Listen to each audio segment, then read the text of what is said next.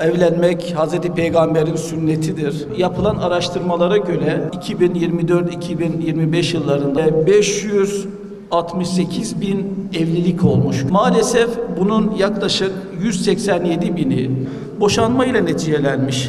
Şunu sorgulamamız lazım. Nasıl oluyor da Kur'an-ı Kerim'in ifadesiyle sükunet, huzur olması gereken aile hayatı nasıl oluyor da çiftler için bir zindan oluyor, çekilmez bir hale gelebiliyor da birbirlerine yapmış oldukları o psikolojik baskı, o sözlü psikolojik baskı, duygusal şiddet, ekonomik şiddetten sonra birbirlerini iyice hırpaladıktan sonra boşanıyorlar.